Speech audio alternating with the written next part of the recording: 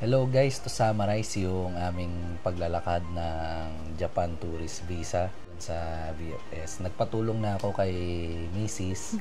kasi siya naman talaga yung naging head nung Japan tour namin na nakaschedule. So, madam, do the honors. Okay, so yung mga sasabihin ko ngayon is kung paano yung visa processing namin. At ginawa kasi namin to ng DIY lang, do it yourself. Pero meron kayong dalawang choice, pwedeng DIY kayo or pwede kayo sa mga travel agencies, yung mga accredited travel agencies ni Japan Embassy. So, i-research nyo na lang yun sa Google kung gusto nyong magpatulong sa kanila. Okay, so sa amin naman, dahil DIY kami, nag-submit kami ng mga documents namin sa VFS, application centers dito sa Philippines. So, bago lang siya na process ni Japan Embassy na pwede ka na direkta, ikaw na yung magpasa ng mga documents mo sa VFS. So, nag-book kami sa VFS Gateway Mall sa Quezon City. Sa Quezon City. So, i-research nyo na lang din sa online ng VFS application centers for Japan visa. Ayan, lalabas na yan kung saan mga branches kayo pwedeng mag-apply at doon na rin kayo gagawa ng account. Doon din kayo maghahanap ng mga available schedule. On our part, hirap na hirap ako nun maghanap ng schedule dahil mag-uumpisa pa lang yung VFS nun. So, as early as March, maghahanap na ako ng slot sa VFS every midnight or anytime na pwede akong mag-check sa VFS kung may schedule. So, pinakamadali is midnight kayo kumuha. Mas marami daw slot doon. So, kami, March 24, nakakuha ako na schedule for VFS, yung nag-book ako online, and then yung appointment namin is May 29. And then, after some time, dahil nagkaroon ng changes sa flight namin, dire-schedule ko din yung appointment namin sa VFS. Ginawa namin July 10. March pa lang, nag-book na ako 2 months in advance para dun sa slot namin. So, if you have planned application, 2 months pa lang bago dun sa gusto nyong application date, maghanap na kayo ng slot. Sa VFS, magkano ba ang visa fee? 520 pesos lang ang visa fee kung wala kang ibang other services na kukunin. Talagang magpapasa ka lang ng documents, ipaprocess nila yung visa nyo, ipapasa nila sa Japan Embassy. Yun, 520 pesos lang yun yung standard rate.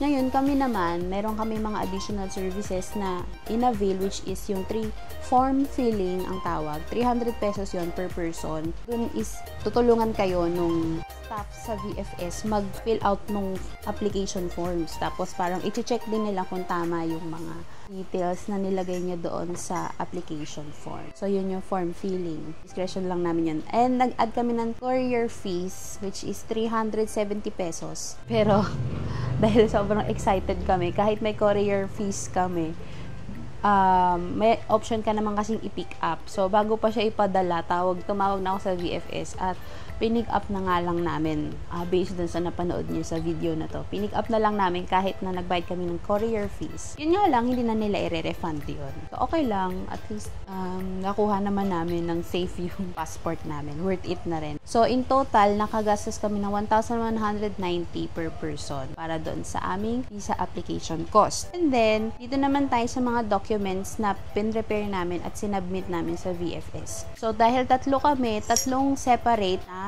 application forms yung pin-prepare namin.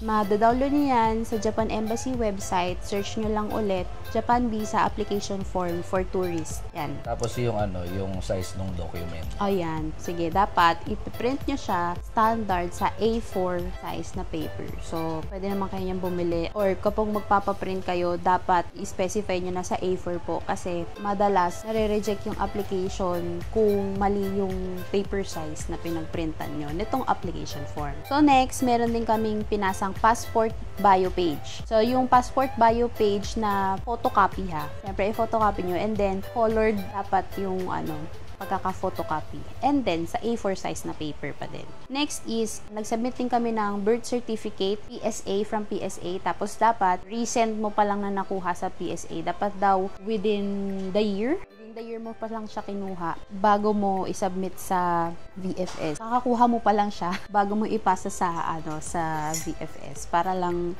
wala na masyadong questions. Kung meron kang lumang PSA birth certificate, wag mo nang tangkain ipasa. Kasi baka isipin mo hindi naman nila ma-check kung bago to or hindi. Meron silang way to check doon sa mga control numbers or reference numbers sa baba kung bago ba yung document or hindi. So, better yet, kumuha na lang kayo ng bago na PSA birth certificate. Also, kung married applicants, kailangan nyo rin ng marriage certificate from PSA which is also valid or kakakuha nyo lang within the year. Kailan ba pinasa natin nun na marriage certificate? 2 lang. Kasi para sa atin, at saka 2 pala yung kinuha ko, pero isa lang yung kinuha. Isa lang yung kinuha nila. Kinuha ng VFS. Kasi kumuha kami ng 2 para lang sure, para sa akin as applicant and para rin sa kanya. Pero since group naman kami na nag-apply, parang group din nila pinrocess, isang marriage certificate talaga yung kinuha nila. Anyway, just to be sure, diba? Pinotocopy pa ba yun yung mga PSA? No, hindi na sila pinotocopy. Hindi na Original mo silang ipapasa. So, ang photocopy lang na isasubmit mo is yung sa passport bio page. Pero di ba meron silang sinasabi na, kasi binasa ko yon bago tayo mag-submit, and nakalagay doon is kailangan yung mga documents is parang ipoproduce mo as A4. Parang may ganun siya na nakalagay doon. So, for those documents, for example, yung PSA birth certificate, kung hindi siya naka-print sa A4 size paper, okay lang yun kasi original document naman yun. So, dito sa mga documents prepared or sinabit namin na binabanggit ko ngayon, so if it's an original document, kung hindi man siya naka-print sa A4 size paper, okay lang. Basta yung mga photocopies or yung printing ng application form, yung mga other documents na hindi naman original at meron kayong discretion to print or photocopy, dun yun dapat A4 size. So, next na document na sinabit namin is yung mga proof of income documents, which is unang-una yung bank certificate. Kukunin nyo sa bank nyo kung saan kayo merong mga bank accounts. I-request lang kayo doon, tapos dapat meron siyang ADB or yung average daily balance. Average daily balance applicable yan for the 6 months of your transactions. And also, yung bank certificate, alam naman na yan ng mga staff sa bangko pag humingi kayo na this is for visa application. Tapos, mag-fill out lang kayo doon ng mga details. And then, alam na nila yung format for that. As much as possible, kung pwede nyo ring i-request, minsan may mga accommodating naman ng mga bank na gusto nyo i-print siya sa A4 size na paper para lang sure. Ayun, pwede nyo naman siyang i-request. Sa amin kasi na bank cert, talagang ang sabi nila is yung original is yung letter, yung size na letter. So, on our case, since yun yung original, yun na yung mismong pinasa namin. Hindi na namin siya parang nireproduce as A4. So, on our part, sinubmit namin yung mismong original, which is, ang size is letter. So, yun yung experience namin. Kahit na ni-request na sana sa A4 size, i-print kung pwede, pero may mga kailangan pa silang adjustment na gawin doon sa template, so mahirap na. Kaya, hindi na rin namin pinabago yung size ng bank certificate. Okay lang yun, sabi din ng mga nababasa ko sa FB groups na kahit iba yung paper size ng bank certificate, basta original siya, tatanggapin pa rin naman ng Japan Embassy, which is in our case, tinanggap din. So, yun yung isa sa proof of income document, bank certificate. Pag wala kayong bank certificate na ma-provide, pwede din daw yung bank statement. Ipapasa mo for 6 months. So, pwede nyo rin yan i-request. Sa amin naman kasi may bank certificate kami. So, yun lang yung pinasa namin. Next proof of income is yung ITR. Usually naman sa mga employees, i-request nyo lang din yan sa HR nyo or sa accounting department. So, next is certificate of employment na dapat signed siya, syempre, ng employer nyo. Mas maganda kung wet signed.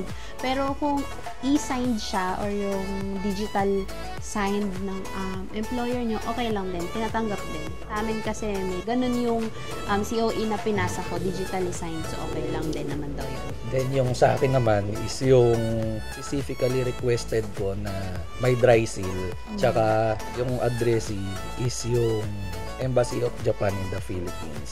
Yun. Pwede nyo yun i-request. Kayo na lang syempre magbigay ng addressee details sa kanila para tama yung mailagay. Next is, pagdating sa proof of income, yun lang naman. So, yung sinabi namin is for employees.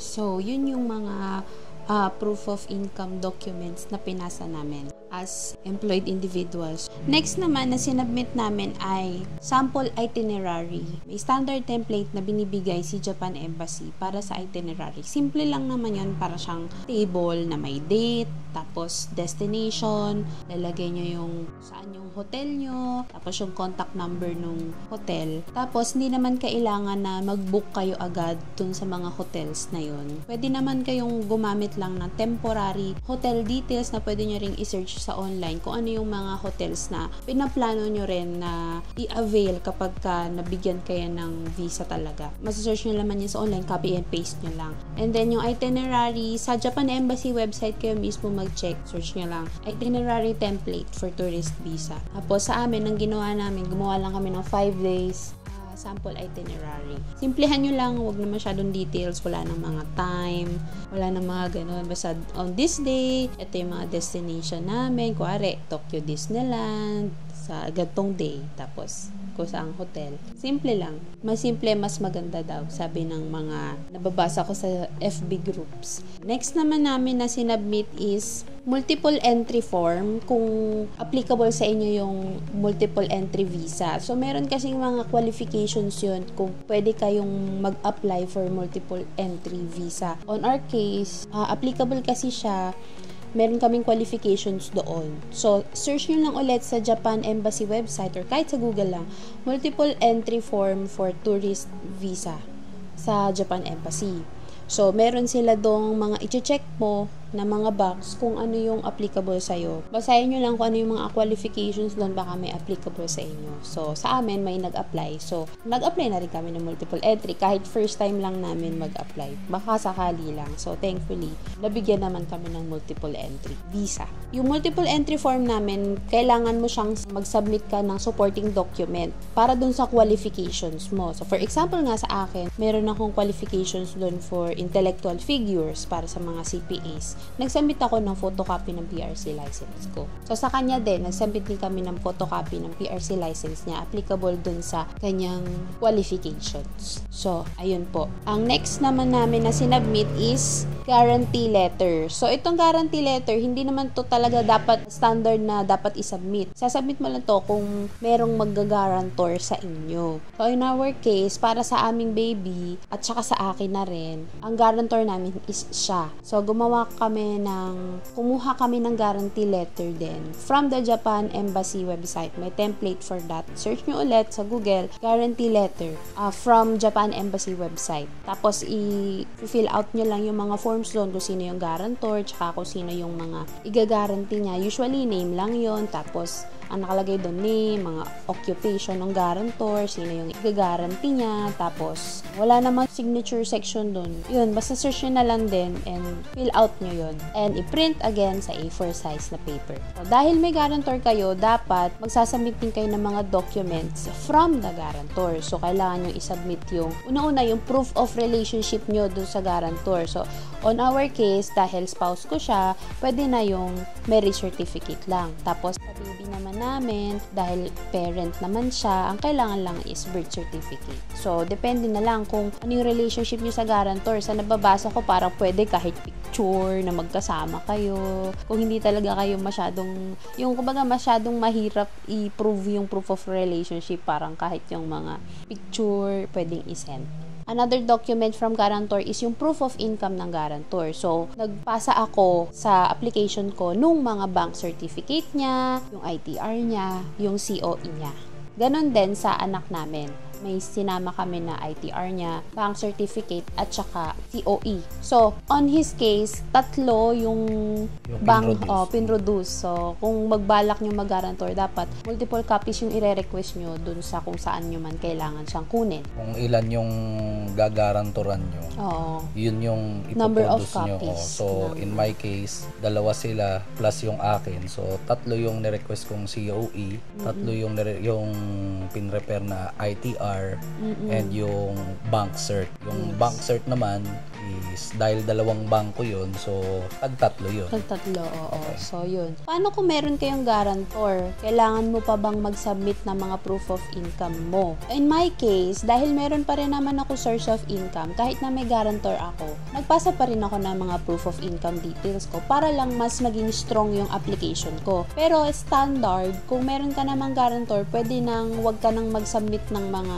proof of income details mo. Lahat galing na lang sa guarantor. Pero meron siyang option na di ba? Na kung completely ba si guarantor ang gagastos or part lang, may ganun siya di ba? Oo. So yung sa case kasi natin, ang ginawa mong application is part lang si guarantor. Diba? Oo, part of your Kaya expenses. talagang kailangan ka na mag-submit ng Proof of income documents. Yung financial documents. Oo. So, kunwari, meron kayong missing document na hindi na isubmit. Usually, kunwari, wala kang COE kasi, kunwari, hindi ka na-providean or basta nagkaroon ng problem or whatever. Tapos, di ka nakapagpasa, kunwari, ng bank certificate kasi hindi available, bank statement na lang ang pinasa mo. Kunwari, ganyan. May mga missing document kayo or meron kayong alternative document para doon sa required document na ipapasa, kailangan nyo pong gumawa ng cover letter. So, yung cover letter na yon, wala na yung template. So, kayo na yung bahala kung ano yung ilalagay nyo doon. Basta, naka-address siya, syempre, sa Japan Embassy. Yung address details is nasa kanila. And then, kayo na yung magde-detail doon sa cover letter kung ano ba yung explanation nyo. Letter of explanation siya kung bakit may kulang ka na document or bakit anong nangyari doon sa document na yun, bakit alternative yung kailangan mong ipasa. Basta ganun po. Pag meron kayong any missing document, mag-provide kayo ng cover letter para mas magkaroon ng basis yung mga consul ng Japan Embassy para i-approve kayo. Madalas kasi kapag may kulang ka na document is tina-terminate yung application. Pag terminate po is pwede ka pang magpasa ng mga kulang mong documents. Pero kapag rejected talaga, hindi ka na pwedeng magpasa pa ng additional document mo or yung kulang or whatever. Basta pag rejected na, after 6 months pa ulit bago ka mag-apply ulit ng visa. So, yun po. Sa tingin ko na ilista ko naman na lahat ng mga documents na naisubmit namin sa VFS.